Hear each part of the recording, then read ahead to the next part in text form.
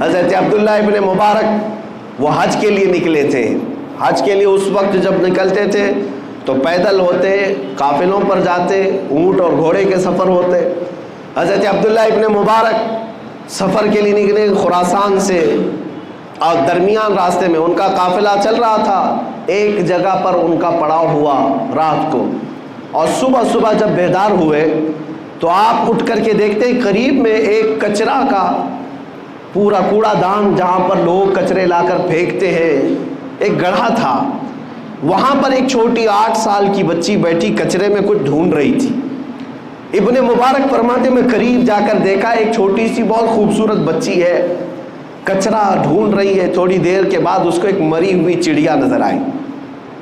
وہ مری ہوئی چڑیا اٹھائی, اس کے پر وغیرہ نوچ کر کے وہ چبا کر کھانے لگی, اور تھوڑا سا اس میں بچا لیا اور بھاگنے لگی. ابن مبارک اس کو پکڑ لیتے, کہا اے بیٹی تیرا نام کیا ہے؟ اس نے مسلمان نام بتایا, اور کہا کہ کیا تجھے معلوم نہیں یہ مردہ کھا رہی ہے؟ تو یہ کچرے میں سے اٹھا کر مردہ کھا رہی ہے, مری ہوئی چڑیا.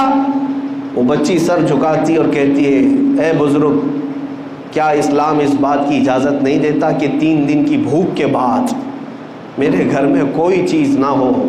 میرا ایک معذور بھائی میرے گھر کے اندر سویا ہوا ہے, اور میں بھوک کی شدت کی وجہ سے 3 دن کے بعد اگر مری ہوئی چڑیا کھاؤں تو کیا اسلام اس کی اجازت نہیں دیتا؟ ابن مبارک کا دل سہم گیا. اس لڑکی کے ساتھ وہ اس کی جھوپڑی میں گئے, دیکھا تو معذور بھائی اس کا ایک لیٹا ہوا ہے اور ایک لڑکی ہے. کچھ بھی نہیں ہے گھر میں, کوئی چیز نہیں ہے. وہ مری ہوئی چڑیا کچرے کے کوڑے دان سے اٹھا کر کے کھا کر کے آئی. ان کا دل اتنا پسیج گیا. ابن مبارک اپنے قافلے میں آئے, جو زادے راہ وہ لے کر نکلے تھے, سامان پیسہ سب ایک گٹھری میں جمع کیا اور اس بچی کو دے دیا. کہا یہ تو لے لے, اب میں حج پر نہیں جا سکتا. اب سامان بھی نہیں تھا, مال بھی نہیں تھا, پیسہ بھی نہیں تھا. بیچ راستے میں اس چھوٹی سی بچی کو مالک بنا دیا اور قافلے سے واپس اپنے وطن چلے آئے, اپنے گھر آ گئے.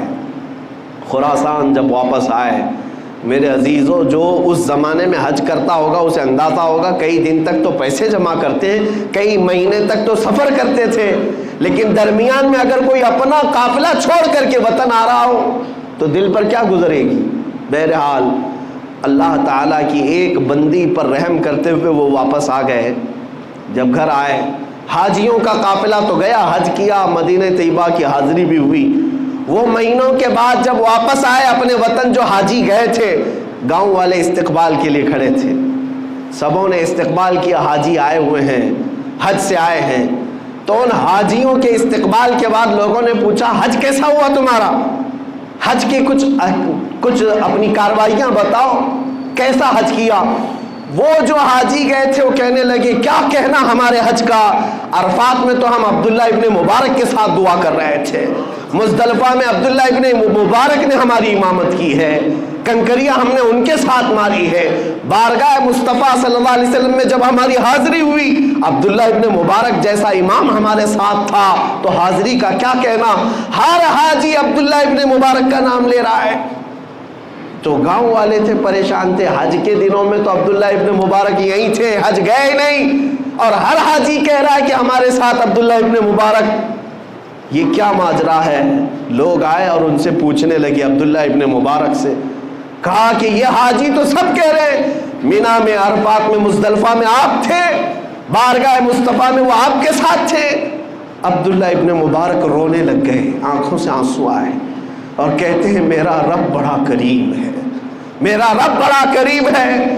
میں نے اس کی بندی پر رحم کیا کیا, میری شکل کا فرشتہ اللہ نے حج کے لیے بھیج دیا. وہ ابن مبارک کی شکل کا فرشتہ تھا جو ان کی طرف سے ارکان حج ادا کر رہا تھا, بارگاہ مصطفیٰ میں حاضری بھی دے رہا تھا. میرے عزیزو, یہی میں کہنا چاہتا ہوں, اگر دل کے اندر تمہارا احساس اسی سرزمین پر بیٹھے رہو گے لیکن حاضری مدینے میں ہوتی رہے گی, حضور اکرم صلی اللہ علیہ وسلم کے دربار میں پہنچتے رہیں گے, لیکن جو فزیکل حاضری ہے، مباشرتاً جسمانی حاضری ہے، اس کا مقام ہی کچھ اور ہے۔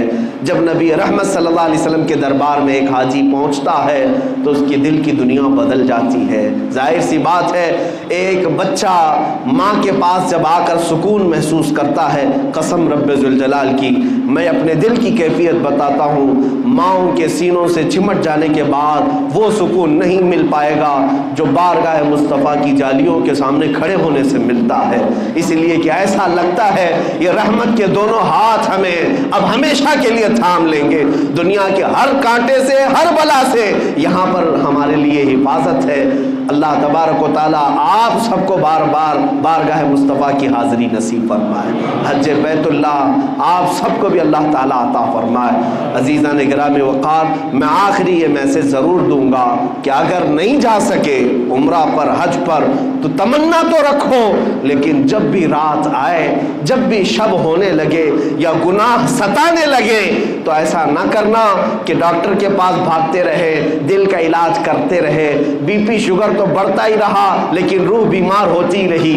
ایسا نہیں، جب گناہ زیادہ ہو جائیں تو میرے عزیزو تنہائی میں بیٹھو اور میرے مصطفیٰ کو یاد کرو، بارگاہ مصطفیٰ میں حاضری دے کر کے یوں کہو، یا رسول اللہ بد ہیں تو آپ کے، بھلے ہیں تو آپ کے، ٹکڑوں پہ یہی کہ پلے ہیں، رخ کدھر کرے۔ اور رات کے وقت تنہائی میں ہمارے بزرگوں نے ہمیں یہی درس دیا ہے کہ ایک بار یوں کہہ دینا، میں مجرم ہوں آقا مجھے ساتھ لے لو، میں مجرم ہوں آقا مجھے ساتھ لے لو، کہ رستے میں ہیں جا بجا تھانے والے، چمک تجھ سے پاتے ہیں سب پانے والے، میرا دل بھی چمکا دے چمکانے والے۔ بارگاہ مصطفیٰ میں جس دن تمہاری یہ آواز لگ جائے گی انشاءاللہ، وہ مدینے والے اتنے غیرت مند ہیں، اتنے غیرت مند ہیں کہ امام شرف الدین بوصیری کو جب لقوہ ہو گیا تھا، فالج ہو گیا تھا، انہوں نے رات کو سونے سے پہلے غم میں یہ اشعار لکھے تھے، مولا صلی وسلم دائما ابدا علی حبیبک خیر الخلق کلہم۔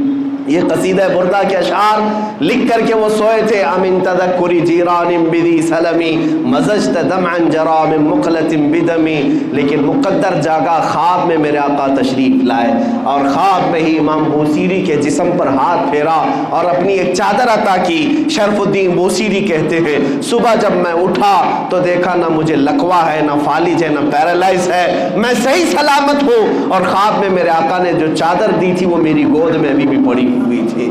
وہ جب عطا کرنے پر آئے تو بے حساب عطا کرتے ہیں، اتنا دیا سرکار نے مجھ کو جتنی میری اوقات نہیں، یہ تو ان کا کرم ہے ورنہ مجھ میں تو ایسی بات نہیں۔ عزیزان گرامی، اللہ کریم ہم سب کو بارگاہ مصطفیٰ کا ہمیشہ وفادار بنا رکھے۔ رب کریم آپ سب کو بری بیماریوں سے محفوظ فرمائے، ہر طرح کی آفت و بلا سے اللہ محفوظ فرمائے۔ وآخر دعوانا ان الحمد للہ رب العالمین۔